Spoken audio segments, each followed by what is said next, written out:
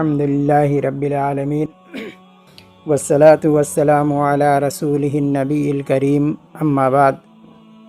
پچھلے 2 درسوں میں والدین یعنی ماں باپ کے فضیلت کے تعلق سے باتیں ہوئیں۔ آج کے اس درس میں والدین ہی کے متعلق کچھ باتیں اور گوشے گزار کر دینا چاہوں گا، کیونکہ پچھلے درس میں ایک حدیث ماں کی فضیلت کے تعلق سے اور دوسرے درس میں باپ کے فضیلت کے تعلق سے باتیں ہوئیں۔ تو ماں باپ میں سے کن کا مقام و مرتبہ زیادہ ہے، اس کے تعلق سے باتیں ہوں گی۔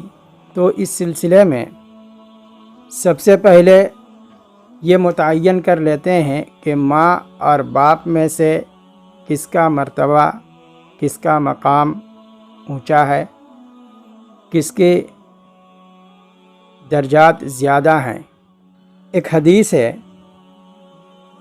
کتاب البر والصلہ کی، یہ حدیث ہے جسے امام ترمذی نے روایت کیا ہے۔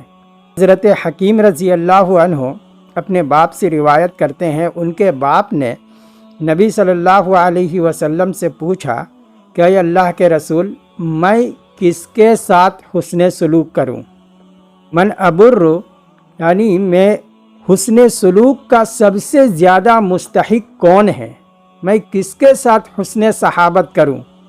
تو نبی صلی اللہ علیہ وسلم نے فرمایا کہ تیری ماں ہے، تمہارے حسن سلوک کا سب سے زیادہ مستحق تمہاری ماں ہے۔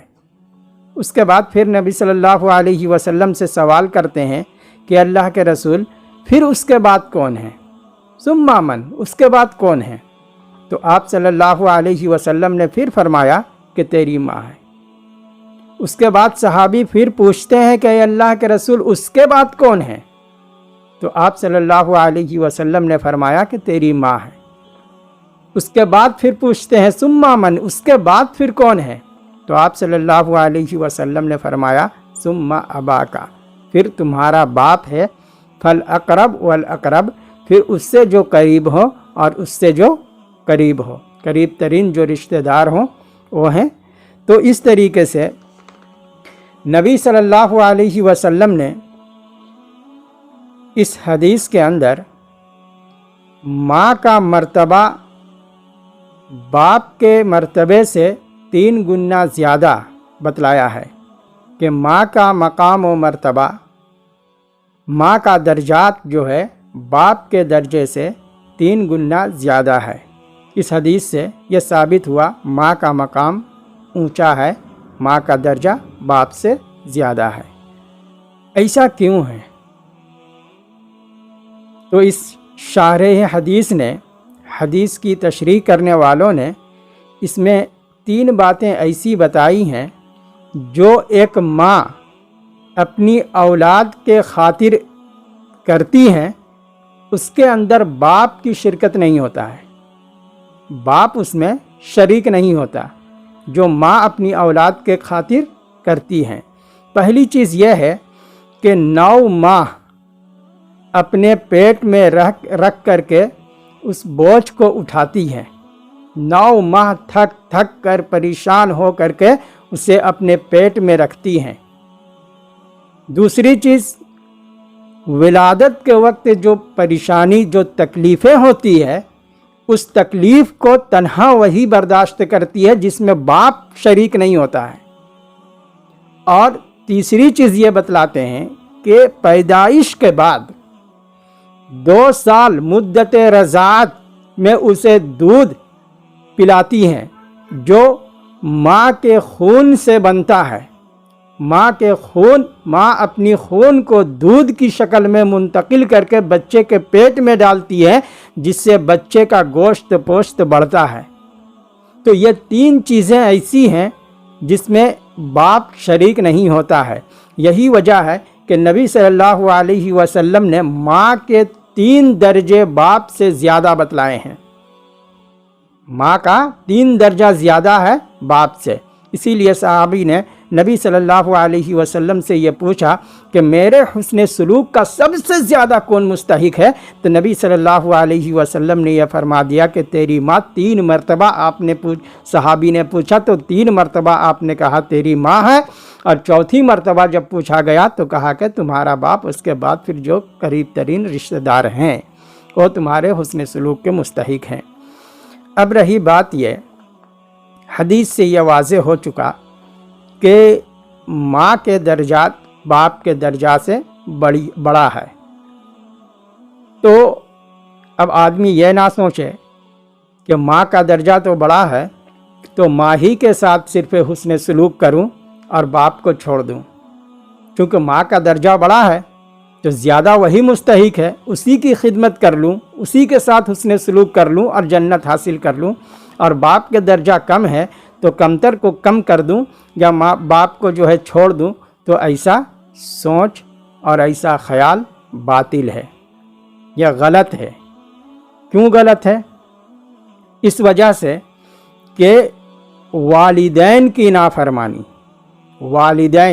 والدین میں ماں اور باپ دونوں داخل ہیں۔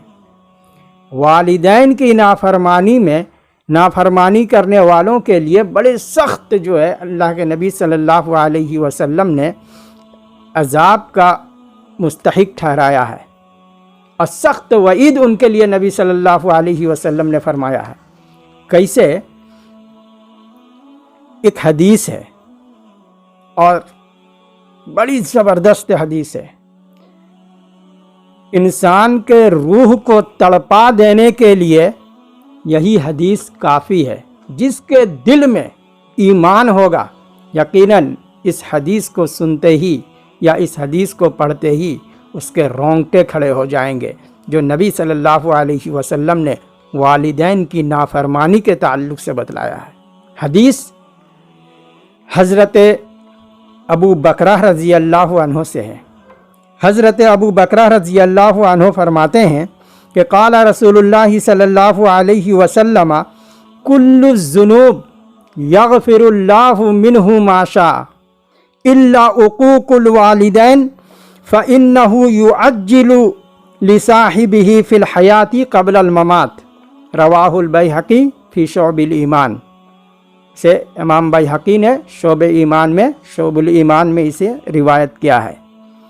راوی اس حدیث کے حضرت ابو بکرہ رضی اللہ عنہ ہیں، فرماتے ہیں کہ ہر وہ گناہ جو انسان کرتا ہے، ہر وہ گناہ، چاہے انسان چوری کرے، کسی پر ظلم و زیادتی کرے، کسی کو ناحق پریشان کرے، کسی کو ناحق مارے، کسی کا ناحق اس کا حق دبا لے، جو بھی گناہ ہے جسے انسان کرتا ہے تو اللہ تعالی چاہے تو اس گناہ کو اس سے مؤخر کر دیتا ہے، یعنی اس گناہ کی وجہ سے اسے دنیا میں نہیں گرفتار کرتا، دنیا میں نہیں پکڑتا، بلکہ پوری کی پوری گناہ آخرت کے لیے اللہ رب العالمین رکھ دیتا ہے۔ قیامت کے دن اللہ تعالیٰ اسے اس کا گناہ کا جو سزا ہے وہ دے گا، یہ اللہ کے اوپر۔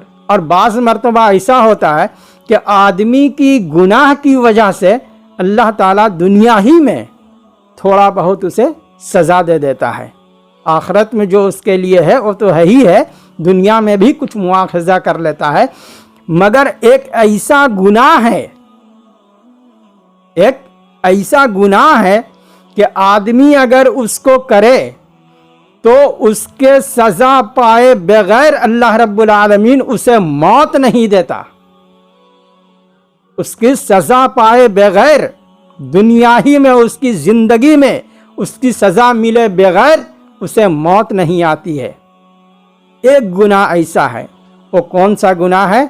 الا عقوق الوالدین، نبی صلی اللہ علیہ وسلم نے فرمایا وہ گناہ ماں باپ کی نافرمانی ہے۔ اگر کوئی آدمی ماں کے ساتھ یا باپ کے ساتھ بدسلوکی کرتا ہے، اس کے ساتھ حسن سلوک نہیں کرتا، ماں باپ کے ساتھ جو ہے ایسی چیزیں کرتا ہے جو اسے کرنا نہیں چاہیے، उसे कुछ नहीं समझता, उसकी अहमियत नहीं देता और उसे अपने ऊपर बोझ समझता है, तो आदमी खूब अच्छी तरीके से जान ले कि उस आदमी का मौत उस वक्त तक नहीं आ सकती है जब तक कि उसे इसी दुनिया में अपने किए का अंजाम ना भुगत ले, और वो माँ बाप की नाफरमानी है। हज़रत अबू बकर रज़ी अल्लाह अन्हु इस हदीस के अंदर ये बयान फरमाते हैं कि नबी सल्लल्लाहु अलैहि वसल्लम ने फरमाया, हर वो गुनाह जिसे अल्लाह ताला चाहे बख्श दे, जिसे अल्लाह ताला चाहे उसकी गिरफ्त कर ले, मगर एक गुनाह ऐसा है जो माँ बाप की नाफरमानी है, आदमी की उसकी सज़ा जब तक दुनिया में नहीं मिल जाती है अल्लाह ताला उसे मौत नहीं देता है। तो ये वालिदैन की नाफरमानी के ताल्लुक़ से ये हदीसें थी। इसलिए हमें खूब अच्छी तरीके से समझना चाहिए कि वालिदैन हर इंसान के लिए, माँ बाप जो होते हैं वो कितनी अहम नेमतें हैं। अगर हम इनकी खिदमत करते हैं, इनके साथ हुस्न सलूक करते हैं, तो अल्लाह ताला हमारे लिए जन्नत के रास्ते को हमवार कर देता है। और अगर इनके साथ हम बदसलूकी करते हैं, इनके हक़ अदा नहीं करते, इनके साथ जुल्म व ज़्यादती करते हैं, इनके साथ जुल्म करते हैं, तो ऐसी सूरत में अल्लाह ताला हमें इसी दुनिया में इसका सज़ा देकर रहेगा। अल्लाह ताला हम लोगों को दीन इस्लाम की सही समझ अता फरमाए। आमीन व आखिर दावाना अनिल हम्दुलिल्लाहि रब्बिल आलमीन।